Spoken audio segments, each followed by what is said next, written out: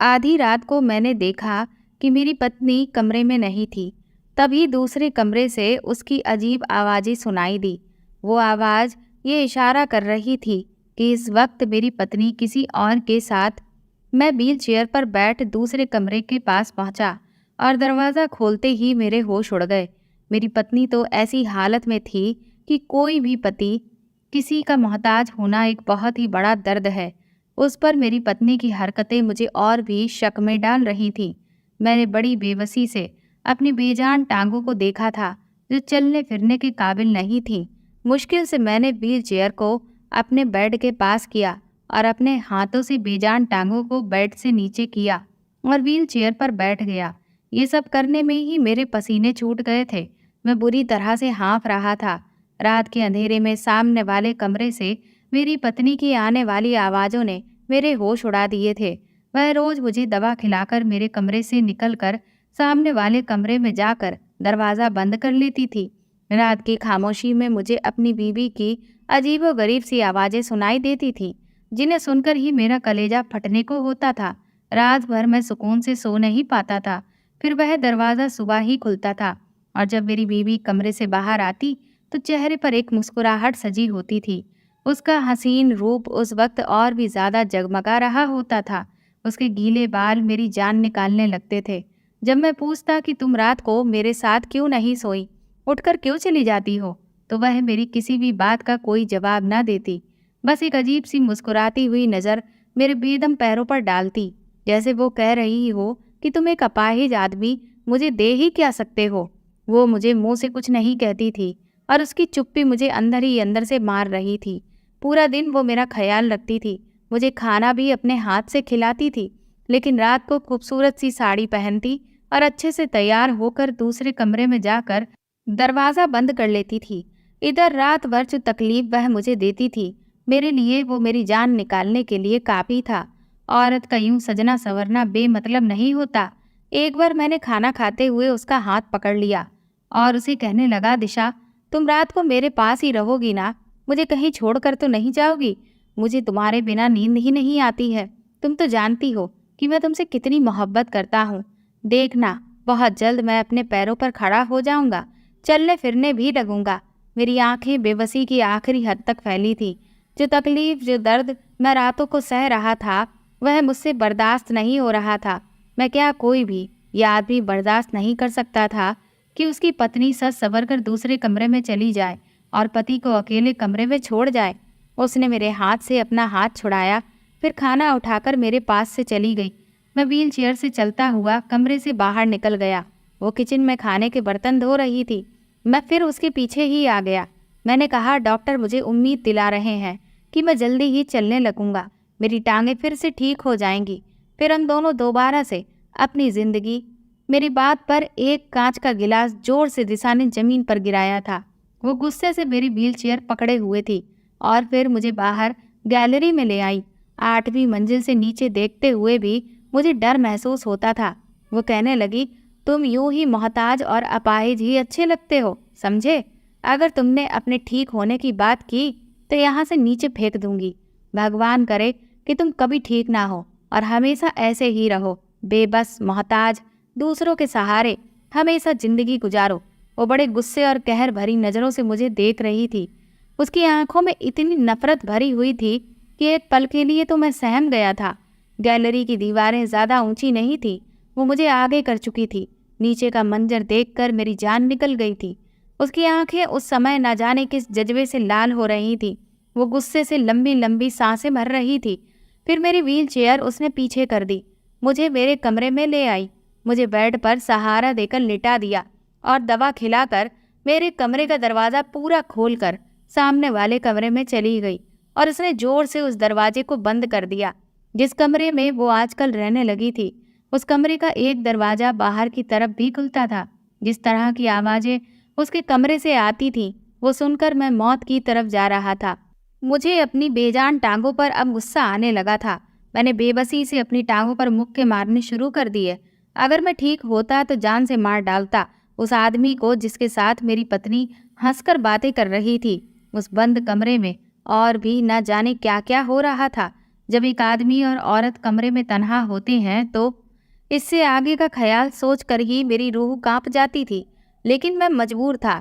एक बार मैंने ठान लिया कि मैं आज इस आदमी को छोड़ूंगा नहीं। इसलिए बड़ी मुश्किल से मैंने व्हील चेयर पर बैठा और साइड टेबल से पिस्तौल निकाली और कमरे से बाहर निकल गया। सामने कमरे से अभी भी हंसने और बातें करने की आवाज़ें आ रही थीं। मैंने कमरे के दरवाजे की होल से झांक कर देखा तो जो मंजर मेरी आंखों ने देखा उसे देखकर मेरे होश उड़ गए थे। मैंने गुस्से से दरवाज़ा पीटना शुरू कर दिया और जैसे ही दरवाज़ा खुला, सामने खड़े आदमी को देखकर मेरे हाथ में पड़ी हुई पिस्टल गिर चुकी थी, क्योंकि सामने तो मेरा ही वो मेरा होश उड़ाने वाला हुस्न लिए मेरे सामने बैठी हुई थी और मुझे उलझी हुई नज़रों से देख रही थी। मैंने अपने मुंह से सिगरेट का लंबा सा कस लेकर धुआं उड़ाते हुए कहा, मिस दिशा, मेरी तरफ से कोई जोर जबरदस्ती नहीं है। आप अपने फैसले पर आज़ाद हैं। एक तरफ 20 लाख का चेक था और दूसरी तरफ मैरिज पेपर। मैंने अपनी गर्दन को चेयर पर टेक लगाते हुए उस हसीन लड़की के चेहरे की बेबसी को देखा और मन ही मन मुस्कुराया था। उसकी नज़रें कभी 20 लाख के चेक पर जाकर टिक जाती जिसकी इस वक्त उसे बहुत ज़्यादा ज़रूरत थी, तो कभी उन पेपर्स पर जिन पर साइन करके वो मेरी पत्नी बन जाती। औरत अगर हसीन हो और ऊपर से बेबस हो और मजबूर भी, तो उसकी बेबसी से खेलने में मुझे और भी मज़ा आता था। इसलिए मैं जिस कदर दिशा की बेबसी से मज़ा उठा सकता था, उठा रहा था। उसकी आंखों में झिलमिलाते आंसू मेरे अंदर अकड़ कर बैठे मेरे ईगो को बहुत ही सुकून पहुंचा रहा था। उस लड़की के लिए शायद ये फैसला करना बहुत मुश्किल था। मैंने दिशा को दोहराए पर लाकर खड़ा कर दिया था।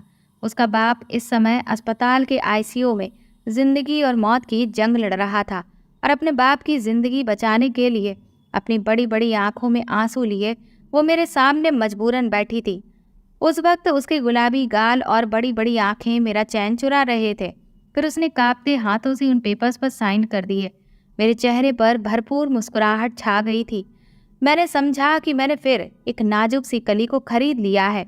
उसे भी 4 दिन अपने कमरे की शोभा बनाऊंगा और फिर किसी फालतू चीज़ की तरह बाहर फेंक दूंगा। दिशा के साथ मेरी शादी पहली शादी थी। इससे पहले मैंने जितनी भी लड़कियों का इस्तेमाल किया था, बिना शादी के ही मैं अपनी ज़िंदगी में रंग भर रहा था और फिर जब मेरा मन भर जाता था तो मैं उन लड़कियों को छोड़ देता था। लेकिन दिशा से शादी दिशा की ही शर्त थी। जब उसने मेरी शर्त मानी थी तो मजबूरी में मैंने भी उसकी ये शर्त मान ली थी। और मेरे लिए औरत शायद इतनी ही अहम थी कि जिसके साथ कुछ दिन या कुछ महीने बस गुजर जाएं। मगर मैं नहीं जानता था कि दिशा किस आफत का नाम है। वो कोई आम लड़की नहीं थी, वो बहुत बड़ी बला थी। हाँ, वो एक बला ही थी जो मुझे निगल गई। मैंने बड़ी खुशी से दिशा के साइन किए हुए शादी के पेपर्स को उठाया और उन पर अपने भी साइन कर दिए। मेरे ऑफिस के रूम की तीसरी कुर्सी पर वकील भी बैठा हुआ था। उन्होंने बाकी की कार्रवाई की। अब वह हसीन सी लड़की दिशा शर्मा से दिशा रजावत बन गई थी। वह अब अमर रजावत की पत्नी बन चुकी थी, लेकिन बस कुछ ही महीनों के लिए, जब तक उससे मेरा दिल नहीं भर जाता। मैंने एक गिरी हुई सी नज़र दिशा पर डाली थी। वो सिर्फ मेरा दिल बहलाने के लिए थी। उसने जल्दी से वो 20 लाख रुपए का चेक उठाया और मेरे ऑफिस से बाहर जाने लगी।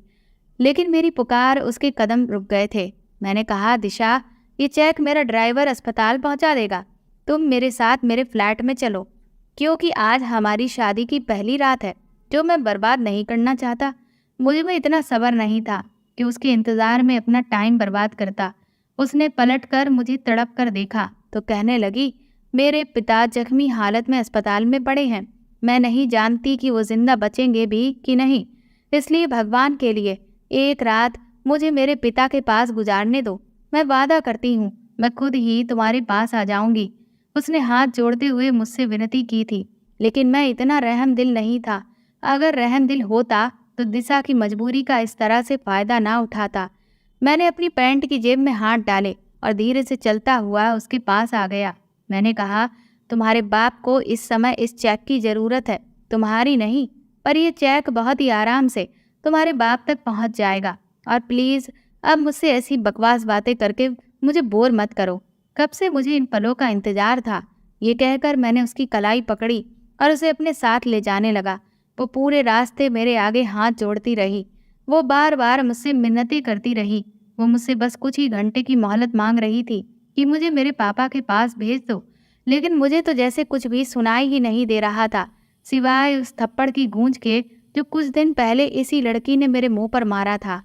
मेरे अंदर जल रही आग शायद उसकी बेबसी और बहते आंसू देखकर ही बुझ सकती थी, इसलिए मैं बस गाड़ी चलाता रहा। उसकी किसी भी बात पर मैंने कोई ध्यान नहीं दिया। मैं एक बहुत ही अमीर और अय्याश टाइप का नौजवान था। इतने तो शायद किसी ने कपड़े भी नहीं बदले होंगे जितनी मैं लड़कियों को बदल चुका था और फिर उन्हें किसी फालतू चीज़ की तरह फेंक चुका था। इस दौलत के भंडार में किसी भी चीज़ की मेरे पास कोई कमी नहीं थी। मैंने शादी भी अभी तक इसीलिए नहीं की थी क्योंकि मुझे किसी एक औरत के साथ ज़िंदगी नहीं गुजारनी थी। आज तक कोई मुझे ऐसी मिली ही नहीं थी कि कुछ रातों की संगत के बाद भी मेरे दिल को वो भा जाती। मैं दिशा को उसकी कलाई से खींचता हुआ अपने फ्लैट पर ले आया। फ्लैट का दरवाज़ा खोलकर मैं उसे घसीटता हुआ अंदर कमरे तक ले आया था और उसे बेड पर धक्का दे दिया। वो आंसू बहा रही थी। मैंने कहा, 20 लाख रुपए दिए हैं ना तुम्हें, चिंता मत करो, नहीं मरेगा तुम्हारा वो बीमार और बुढ़ा बाप, इसलिए ये रोना धोना बंद करो। और फिर अलमारी से निकलकर उसे मैंने वही गाउन दिया जो कुछ दिन पहले मैंने उसे दिया था, और बदले में उस गरीब घराने की लड़की ने मेरे मुंह पर वो गाउन दे मारा और साथ में मेरे मुंह पर थप्पड़ भी मारकर मुझे अपनी शराफत की बात समझाकर गई थी कि मैं उन लड़कियों में से नहीं हूँ जो पैसों की खातिर इज्जत बेच देती हैं। पर आज मैंने उसे उसी मकाम पर लाकर खड़ा कर दिया था, सिर्फ 20 लाख रुपए के बदले में। वो उस समय मेरी खरीदी हुई गुलाम बन चुकी थी। जब तक कि मेरा दिल नहीं भरता मैं उसका इस्तेमाल करता, और जब मेरा दिल उससे भर जाता मैं उसे दूध में पड़ी हुई मक्खी की तरह निकाल कर फेंक सकता था। हालांकि कुछ दिन पहले भी मैंने उसे 20 लाख रुपए का चेक दिया था और वजह था उसका बेपनाह खूबसूरत होना जिसने मेरे होशो हवास उड़ा के रख दिए थे। मैंने उसकी खूबसूरती की पहले भी इतनी ही कीमत लगाई थी, लेकिन बदले में उसने मुझे थप्पड़ मार दिया था। मैं चाहता तो उसी रात उसे जबरदस्ती अगवा करके भी अपने दिल में जल रही ज्वाला को शांत कर सकता था, लेकिन नहीं, मुझे उसे बेबस और मजबूर लड़की की बेबसी को देखना था। मैं चाहता था कि वो खुद मेरे पास रोते हुए लाचारों की तरह मदद मांगती हुई आए और मेरे सामने हाथ जोड़कर रोए गिड़गिड़ाए, तब जाकर मेरे दिल को सुकून मिलता। फिर ऐसा ही हुआ था। वो आज मेरे सामने इस गाउन में थी जिसमें मैं उसे देखना चाहता था। वो गाउन बहुत ही खूबसूरती से बनाया गया था। नेट के उस गाउन पर छोटे छोटे से मोती लगे हुए थे जिसमें से उसकी खूबसूरती झलक कर बाहर आ रही थी। वो खुद को बार बार छुपाने की भरसक कोशिश कर रही थी और उसकी ये हरकत देखकर मेरे चेहरे पर मुस्कुराहट फैल गई थी। मैंने उससे कहा कि अब कोई फायदा नहीं है खुद को मुझसे छुपाने का। अब तो तुम मेरी पत्नी बन चुकी हो और मैं अब तुम पर अपना पूरा हक रखता हूँ, इसलिए अब मेरा जो मन होगा वैसा ही अब सब होगा। मेरे इस तरह से कहने पर वह बेचारी तड़प उठी थी। फिर वो अपनी आवाज़ में जहर भरते हुए मुझसे कहने लगी, नफरत है मुझे तुमसे, तुम्हारे जैसे अमीर बिगड़े हुए लड़कों से। तुमने सिर्फ मुझे पाया है, लेकिन मेरे दिल में तुम्हारे लिए सिर्फ और सिर्फ नफरत ही भरी हुई है। मैंने अपने पिता की जान बचाने की खातिर खुद को तुम्हारे हाथों बेच दिया है, या यूँ कहो मैंने अपनी जिंदगी अपने पिता की खातिर दांव पर लगा दी है। उसके मुंह से इतनी नफरत भरी बातें सुनकर मेरे शरीर में गुस्से की लहर दौड़ गई थी। मैंने कसकर उसको अपने शिकंजे में जकड़ा और इतनी जोर से उसे पकड़ा कि उसकी सिसकी ही निकल गई थी। मैंने कहा कि मुझे कोई फर्क नहीं पड़ता कि तुम मुझसे चाहे जितनी भी नफरत करो, लेकिन कुछ दिन या फिर यूं कहो कुछ महीने तो मैं तुमसे अपना मन भरूंगा और अपने 20 लाख रुपए की कीमत वसूल करूंगा। उसके बाद तुम मुझसे हमेशा के लिए आज़ाद हो। ये कहकर मैं आगे बढ़ गया और उसके बाद मैंने वह सब पा लिया जिसकी मुझे अब तक जिद थी। दिशा मेरे पापा के ऑफिस में काम करने वाली एक छोटी सी वर्कर थी जिसकी तनख्वाह बहुत ज़्यादा कम थी। एक बार मैं किसी काम की वजह से अपने पापा के ऑफिस में गया और उनसे कुछ डॉक्यूमेंट साइन करवा कर उनके कैबिन से बाहर निकल गया कि तभी अचानक मेरी नज़र दिशा पर पड़ी, तो उसकी होश उड़ा देने वाली खूबसूरती को देखकर मेरा दिमाग घूम कर रह गया था। वो उस वक्त ब्लैक कलर की कुर्ती पहने हुई थी जिस पर रेड कलर का बड़ा सा दुपट्टा उसके कंधे पर फैला हुआ था। छोटी सी काली बिंदी और छोटी छोटी उसके कानों में झूलती हुई झुमकियाँ सब कुछ तबाह कर रही थी। वह चुपचाप से कंप्यूटर की स्क्रीन पर नज़र जमाए तेजी से कीबोर्ड पर उंगलियां चला रही थी। मेरी बस अचानक से ही नज़र उसकी तरफ पड़ी थी, लेकिन उसकी खूबसूरती को देखकर तो मेरी नज़रें पलटना ही भूल गई थी। शायद मेरी नज़रों की तपिश का असर ये था कि दिशा उलझन का शिकार हो गई थी। औरतों की ये खासियत होती है कि खुद पर उठने वाली हर तरह की नज़र को वो अच्छे से पहचान जाती हैं, और ये सिक्स सेंस उनमें बिल्कुल नेचुरल होता है। शायद इसीलिए दिशा ने मुझे बड़ी ही नापसंदगी नज़र से घूरा था। मेरी मुस्कुराहट ये देखकर और भी गहरी हुई थी। मैं किसी काम से पापा के ऑफिस में आया, लेकिन दिशा की खूबसूरती ने मुझे मजबूर कर दिया था कि मैं वापस पापा के कैबिन में चला जाऊं। मैंने उनसे दिशा के बारे में पूछा तो वो कहने लगे कि वो कुछ ही महीने पहले उनके ऑफिस में काम करने आई थी। वो उसकी तारीफ करते हुए कहने लगे कि वह बहुत ही अच्छी और मेहनती लड़की है। मैंने कहा, मुझे भी ऐसी ही लड़की की ज़रूरत है। अगर आप दिशा से कहें कि वो मेरे ऑफिस में काम कर ले तो मेरी मुश्किल आसान हो जाएगी।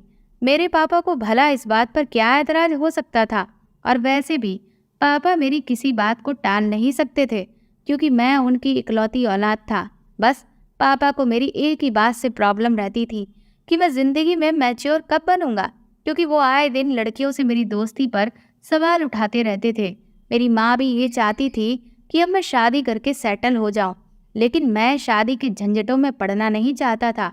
मैं तो आज़ादी से खुलकर अपनी ज़िंदगी को एंजॉय करना चाहता था। मैंने अपना एक अलग से फ्लैट ले रखा था, और ज़्यादातर मैं अपने इस फ्लैट में रहता था और लड़कियों को भी वहीं पर ले आता था। मम्मी पापा के साथ मैं बहुत कम रहता था। फिर इसी तरह से दिशा को मेरे ऑफिस में शिफ्ट कर दिया गया। मैंने सबसे पहला काम यही किया कि उसकी तनख्वाह बढ़ा दी। वो इससे बहुत खुश हो गई थी, लेकिन अब तक उसे मेरे इरादों की खबर नहीं थी। उसे काम करते हुए कुछ हफ्ते ही गुजरे थे। मैं फिर उसे किसी भी काम के लिए कहता तो वो हर बार चुपचाप मेरा काम कर दिया करती थी। वो मेरी किसी भी बात को ना नहीं करती थी, लेकिन उसने पहली बार मेरे काम के लिए उस दिन ना कहा, जब मैंने उससे ये कहा कि मेरे ऑफिस में काम करने वाली लोगों के लिए रूल कुछ अलग हैं। मुझे काम करने वाली लड़कियों का लुक मॉडर्न चाहिए, इसीलिए अगर तुम ये जो बड़ा सा दुपट्टा ओढ़ कर रखती हो ना, इसे उतार कर कुछ मॉडर्न कपड़े पहन कर यहाँ काम करो तो ज़्यादा अच्छा होगा, और उसके लिए मैं तुम्हारी तनख्वाह भी डबल कर दूंगा। मेरी ये बात सुनकर उसने मुझसे कहा कि मैं जो कपड़े पहनती हूँ उनमें मैं खुद को कंफर्टेबल फील करती हूँ। मुझे अपना लुक चेंज करने की कोई भी ज़रूरत नहीं है। जब मैं आपके पापा के ऑफिस में काम करती थी तब भी उन्हें मुझसे कोई दिक्कत नहीं थी, इसलिए आप मुझे वापस अपने पापा के ऑफिस में ही भेज दें तो ज़्यादा अच्छा है, क्योंकि मुझे ये सब करना बिल्कुल भी मंजूर नहीं है। उसके इनकार ने मेरे अंदर तो गुस्सा भड़का दिया था। आज तक इतनी हिम्मत मेरे आगे किसी लड़की ने नहीं दिखाई थी।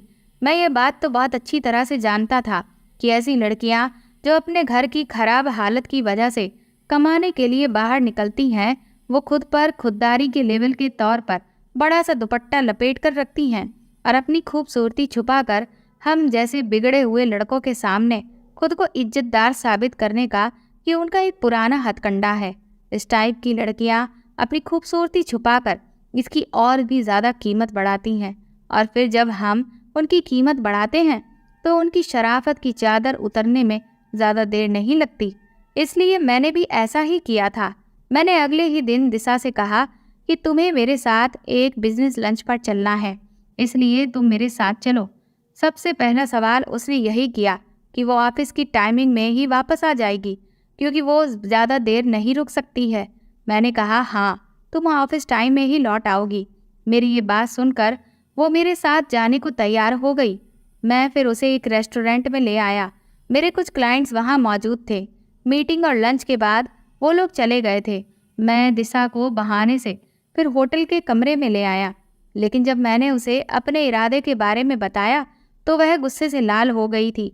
मैं 20 लाख रुपए का चेक और एक बेहुदा सा लिबास उसके सामने रख दिया और ये भी कहा कि मैं जब तक चाहूँ अपना समय तुम्हारे साथ बिता सकता हूँ, तुम मुझे इनकार नहीं करोगी। मैं जानता था कि वो अपनी कीमत कुछ बढ़ाना चाहेगी और 20 लाख रुपए की रकम भी कुछ कम नहीं थी, लेकिन ऐसा नहीं था। उसने वो चेक और वो ड्रेस मेरे मुंह पर दे मारा और कहने लगी कि मैं एक शरीफ और इज्जतदार घर की लड़की हूँ, वो मुझ पर एक नफरत भरी नज़र डालती हुई कमरे से बाहर चली गई थी। उसने मेरे ऑफिस की नौकरी भी छोड़ दी। ये बात मेरे जैसे बिगड़े आदमी से कहाँ बर्दाश्त होनी थी। इसलिए सबसे पहले मैंने अपने पापा से दिशा की पूरी डिटेल ली और कहा कि वो भी दिशा को अपने ऑफिस में नौकरी पर ना रखें। मेरे पापा ने जब वजह पूछी तो मैंने बस उनसे इतना कह दिया कि वो लड़की बिल्कुल भी ठीक नहीं है। मेरे पापा ने मेरी बात मान ली और दिशा को दोबारा नौकरी पर नहीं रखा।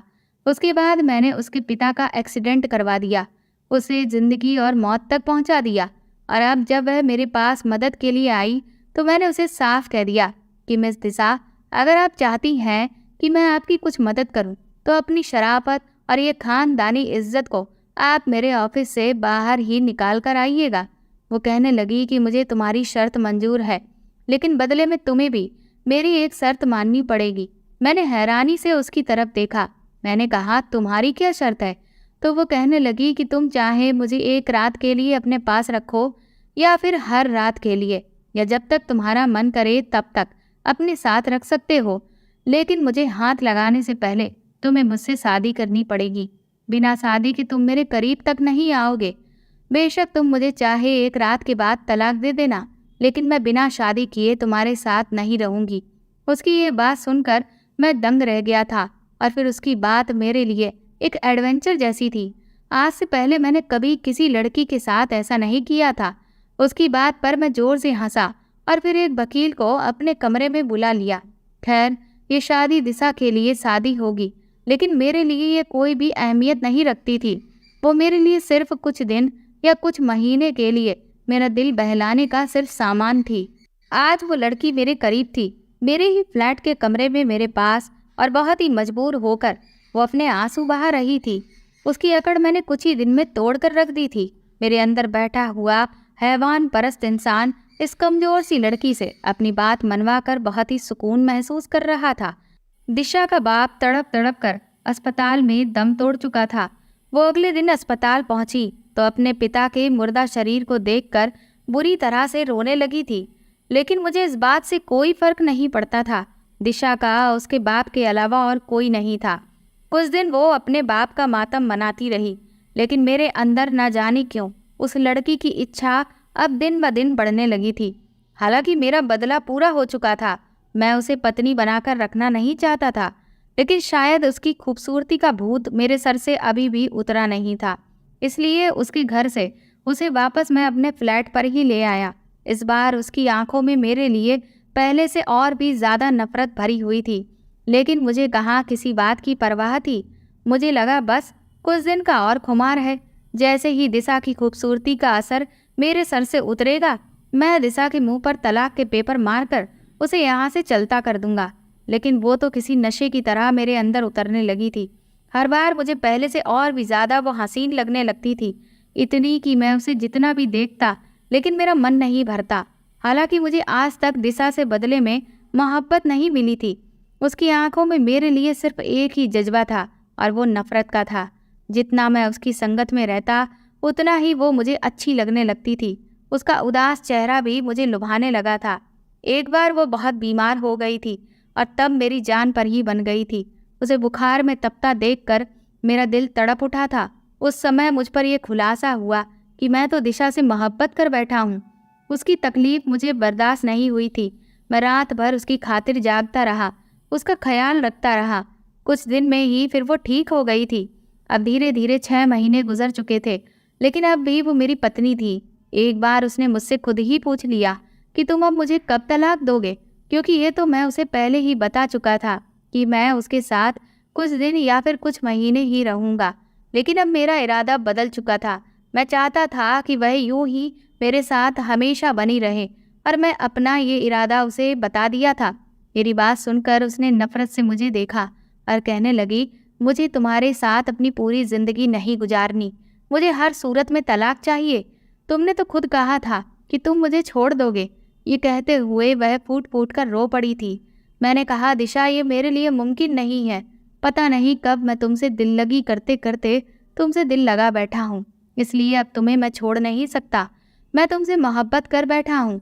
अब तुम्हारे बगैर जीने के बारे में मैं सोच भी नहीं सकता। प्लीज़ दिशा, जो भी कुछ हुआ है उसे तुम भूल जाओ और तुम भी मेरी मोहब्बत को स्वीकार कर लो। तुम जैसे यहाँ रह रही हो रहती रहो। लेकिन वो मुझसे लड़ने लगी, कहने लगी मुझे छोड़ दो।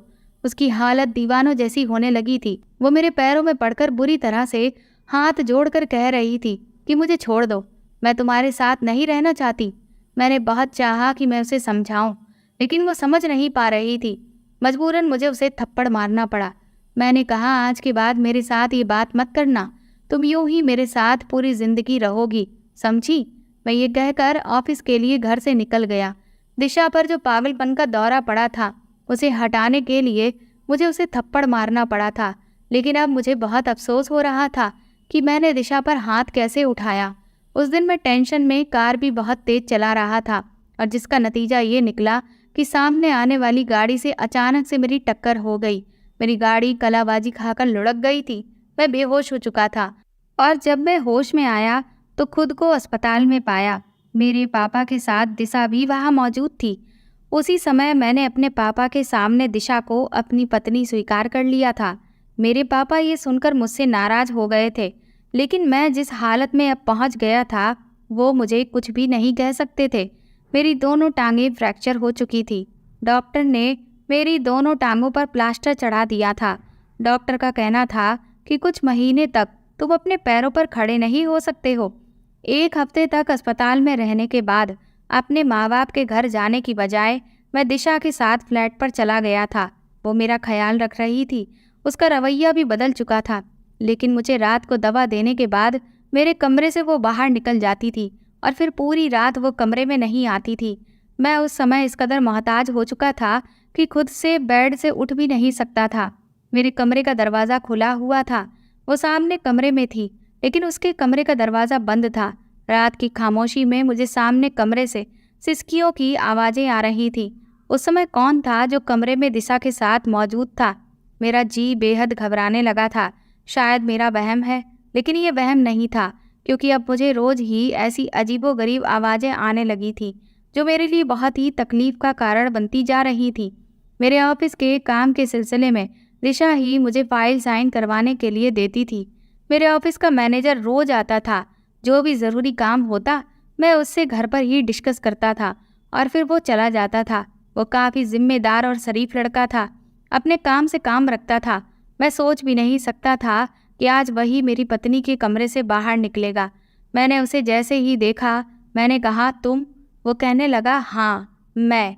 आज वो मेरी आंखों में आंखें डालकर मुझे देख रहा था। दिशा भी उसके साथ खड़ी थी। उसने कुछ फाइल्स मेरे सामने रख दी और कहने लगी तुम्हारी सारी जायदाद मैंने अपने नाम पर कर ली है और अगर तुमने मुझे तलाक नहीं दिया तो मैं तुम्हें जान से मारने में भी पीछे नहीं हटूंगी। मैं हैरत से दिशा को देख रहा था। मैंने कहा दिशा, मुझे तुमसे मोहब्बत हो गई थी। मुझे तुम्हारी शराफत पर विश्वास था। मैं कुछ भी सोच सकता था, लेकिन तुम्हारे बारे में ये नहीं सोच सकता था कि तुम किसी के साथ गलत रिश्ता भी बना सकती हो, क्योंकि ऐसा नाजायज़ रिश्ता तो मैं भी तुमसे बनाना चाह रहा था और बदले में तुम्हें मैंने लाखों रुपए भी दिए थे।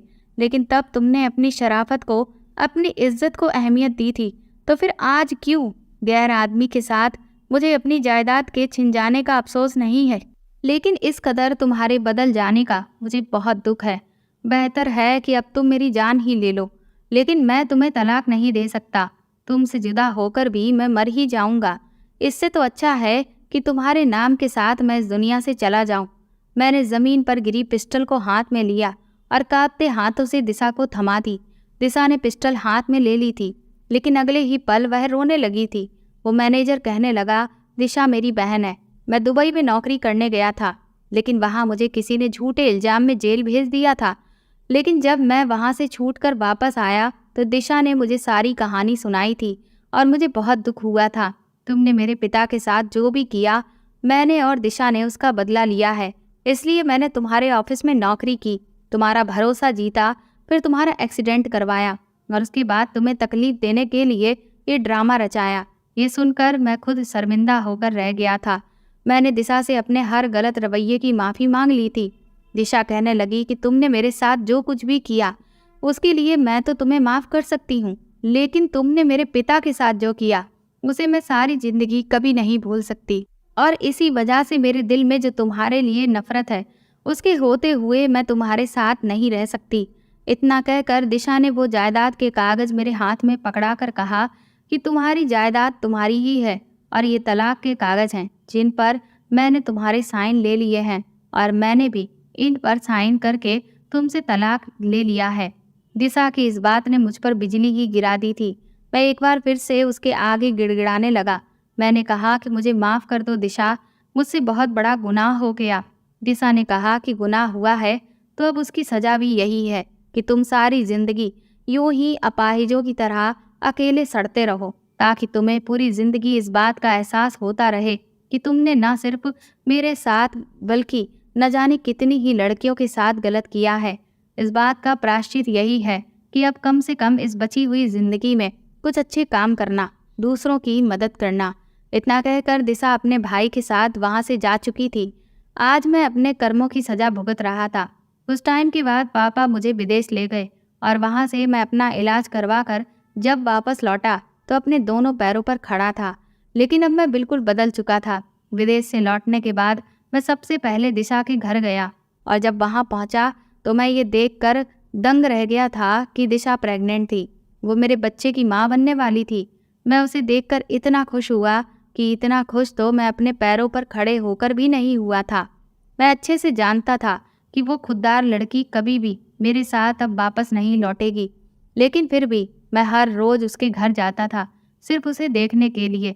इधर मैंने कुछ NGO स्टार्ट कर दिए थे ताकि गरीब और मजबूर लोगों की मैं मदद कर सकूं। मैं दिन रात खूब मेहनत कर रहा था। कुछ समय के बाद ही मेरा प्यारा सा बेटा इस दुनिया में आ चुका था और जब वह 4 साल का हो गया तो दिशा ने नौकरी ढूंढना शुरू कर दिया था। मैंने अपने ही पहचान के एक बड़े बिजनेसमैन से कहलवा कर दिशा को बहुत अच्छी तनख्वाह पर उसके ऑफिस में नौकरी दिलवा दी थी, लेकिन ये सख्त हिदायत दी थी कि उसे कभी भी इस बात की भनक तक ना लगे। मेरे पापा बार बार मुझ पर दबाव बनाते थे कि मैं कानूनन अपने बच्चे को दिशा से छीन लूं, लेकिन मैं ऐसा कभी नहीं कर सकता था क्योंकि मैं नहीं चाहता था कि मेरा बेटा मेरी तरह बने। उसकी अच्छी परवरिश सिवाय दिशा के और कोई भी नहीं कर सकता था। मैं उसे एक अच्छा इंसान बनते हुए देखना चाहता था जो सिर्फ दिशा ही कर सकती थी। कुछ समय के बाद दिशा के दिल में जब मेरे लिए थोड़ी नफरत कम हुई तो उसने मुझे सिर्फ इतनी रियायत दी कि मैं अपने बेटे से जब चाहूँ तब मिलने जा सकता था। इसी बहाने मैं दिशा को भी देख लिया करता था। शायद ये उन लड़कियों की ही बद्दुआएं थी जिनके साथ मैंने गलत किया था कि आज मैं अपने प्यार और अपने बेटे के इतने करीब होते हुए भी उनसे इतना दूर था। तो दोस्तों, आपको ये कहानी कैसी लगी हमें कमेंट करके ज़रूर बताएं और प्लीज़ इस कहानी को ज़्यादा से ज़्यादा शेयर और लाइक करके मेरे चैनल को सपोर्ट करें।